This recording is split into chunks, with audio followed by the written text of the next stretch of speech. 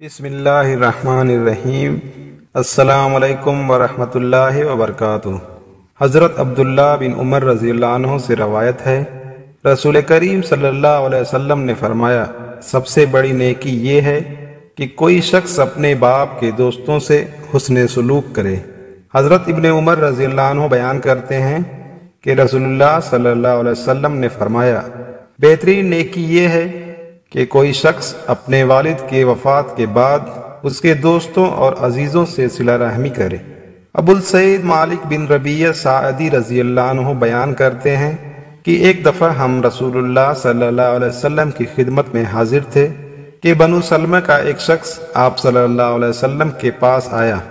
اس نے کہا، اے اللہ کے رسول صلی اللہ علیہ وسلم، کیا میرے والدین کے ساتھ حسن سلوک کی کوئی ایسی صورت باقی ہے کہ میں ان کی وفات کے بعد بھی ان سے حسن سلوک کر سکوں؟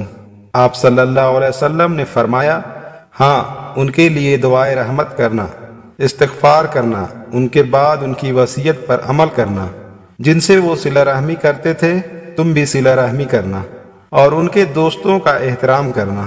حضرت ابو ہریرہ رضی اللہ عنہ سے روایت ہے کہ رسول اللہ صلی اللہ علیہ وسلم نے فرمایا، کوئی بچے اپنے والد کے احسان کا بدلہ نہیں دے سکتا بجز اس کے کہ وہ اپنے والد کو غلام پائے اور اسے خرید کر آزاد کر دے۔ حضرت عبداللہ بن عمر رضی اللہ عنہ بیان کرتے ہیں کہ ایک شخص رسول اللہ صلی اللہ علیہ وسلم کی خدمت میں حاضر ہوا تو اس نے کہا، میں والدین کو روتے ہوئے چھوڑ کر ہجرت کے لیے آپ صلی اللہ علیہ وسلم کی بیعت کرنے حاضر ہوا ہوں۔ آپ صلی اللہ علیہ وسلم نے فرمایا، جاؤ، جس طرح تم نے انہیں رلایا ہے اب ویسے ہی انہیں ہنساؤ۔ حضرت ابو سعید خدری رضی اللہ عنہ بیان کرتے ہیں کہ ایک شخص یمن سے ہجرت کر کے رسول اللہ صلی اللہ علیہ وسلم کی خدمت میں حاضر ہوا تو آپ صلی اللہ علیہ وسلم نے فرمایا، کیا یمن میں تمہارا کوئی رشتہ دار ہے؟ تو اس شخص نے کہا، میرے والدین ہیں۔ تو آپ صلی اللہ علیہ وسلم نے فرمایا، کیا انہوں نے تمہیں ہجرت کرنے کی اجازت دی؟ اس نے کہا، نہیں۔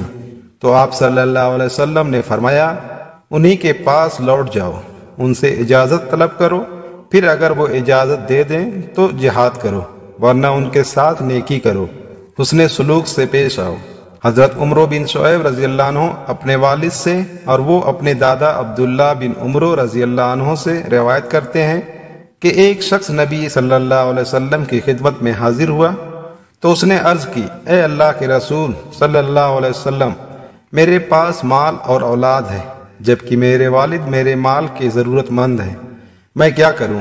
آپ صلی اللہ علیہ وسلم نے فرمایا، تم اور تمہارا مال تمہارے والد کا ہے، بے شک تمہاری اولاد تمہاری پاکیزہ ترین کمائی ہے، لہٰذا اپنی اولاد کی کمائی میں سے کھاؤ۔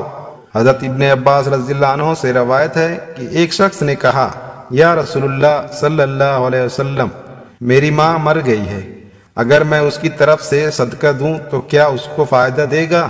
تو آپ صلی اللہ علیہ وسلم نے فرمایا، ہاں۔ تو اس نے عرض کیا، میرا ایک باغ ہے، تو میں آپ صلی اللہ علیہ وسلم کو گواہ کرتا ہوں کہ میں نے اس کی طرف سے صدقہ کر دیا۔ حضرت معاویہ بن حیدر رضی اللہ عنہ سے روایت ہے کہ میں نے عرض کیا، اے اللہ کے رسول صلی اللہ علیہ وسلم، میں کس کے ساتھ احسان کروں؟ آپ صلی اللہ علیہ وسلم نے فرمایا، اپنی والدہ کے ساتھ۔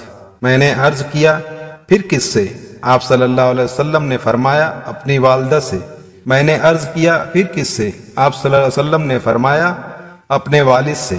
پھر مرتبہ کی ترتیب سے اپنے قریبی رشتہ داروں سے۔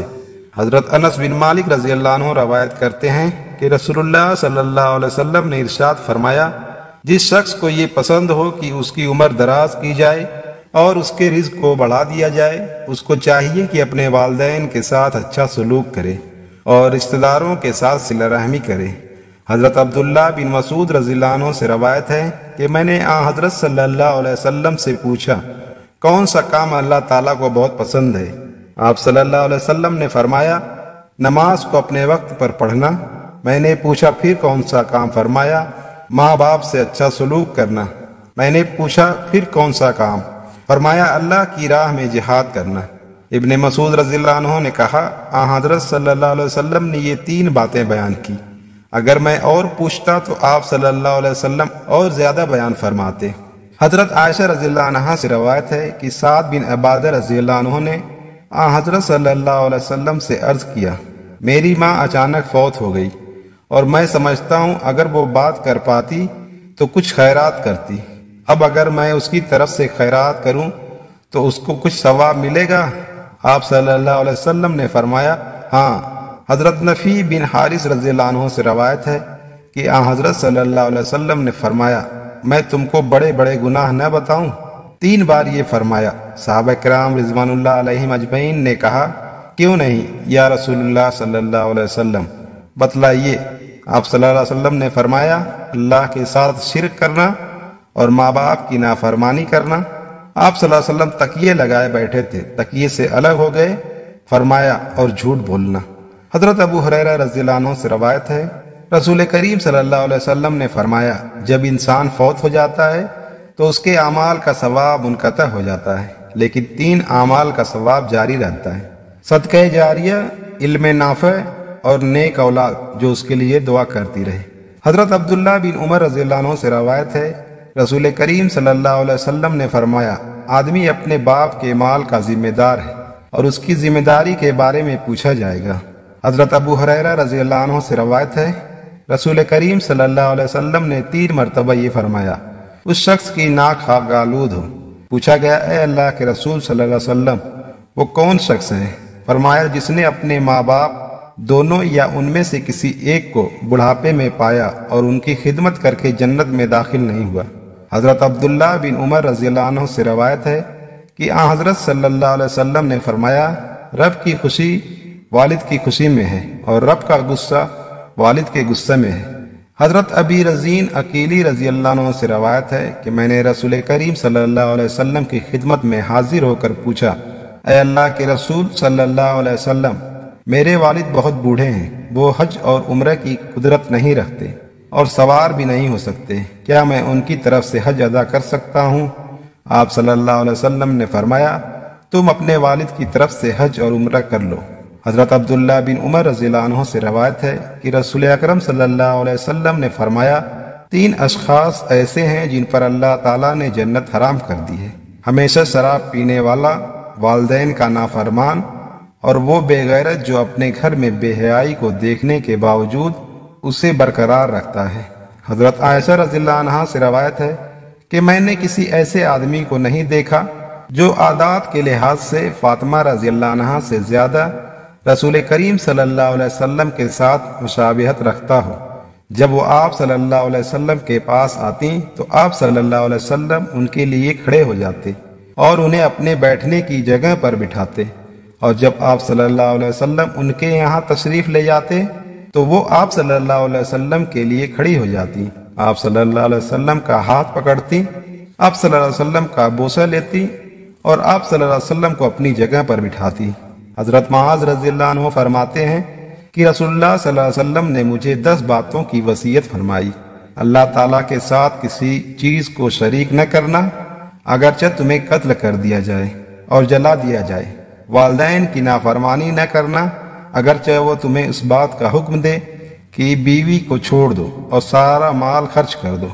فرض نماز جان بوجھ کر نہ چھوڑنا، کیونکہ جو شخص فرض نماز جان بوجھ کر چھوڑ دیتا ہے وہ اللہ تعالیٰ کی ذمہ داری سے نکل جاتا ہے۔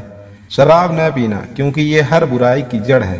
اللہ تعالیٰ کی نافرمانی نہ کرنا، کیونکہ نافرمانی کی وجہ سے اللہ تعالیٰ کی ناراضگی اترتی ہے۔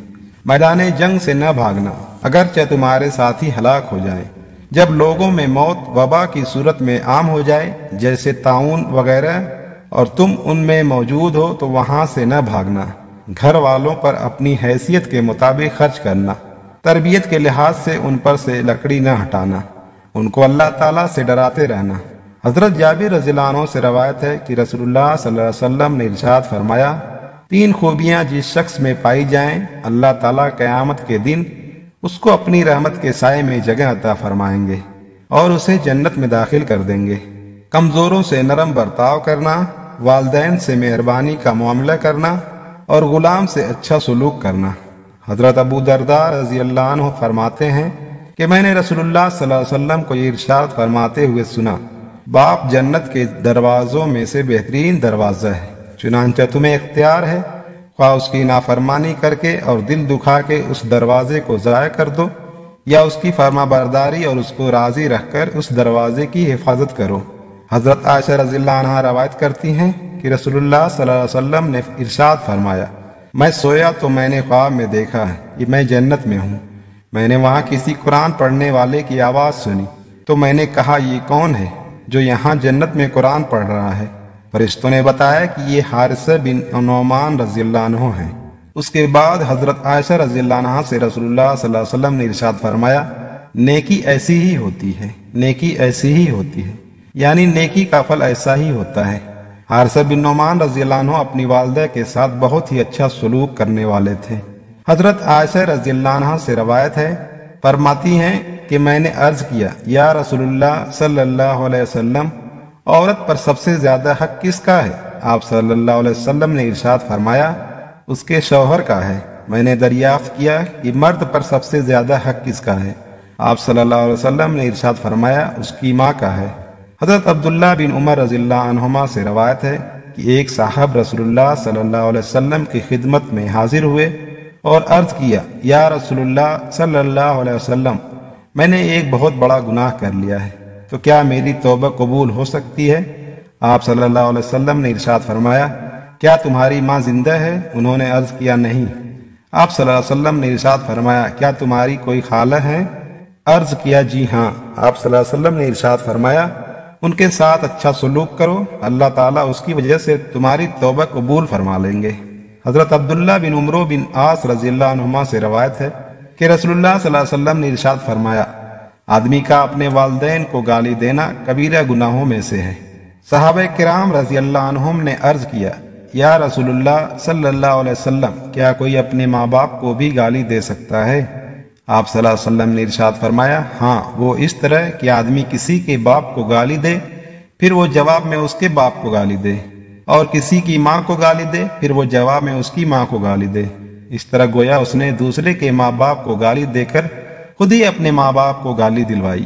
حضرت انس رضی اللہ عنہ سے روایت ہے کہ نبی کریم صلی اللہ علیہ وسلم سے کبیرہ گناہوں کے بارے میں دریافت کیا گیا کہ وہ کون کون سے ہیں۔ آپ صلی اللہ علیہ وسلم نے ارشاد فرمایا، اللہ تعالیٰ کے ساتھ شرک کرنا، ماں باپ کی نافرمانی کرنا، قتل کرنا اور جھوٹی گواہی دینا۔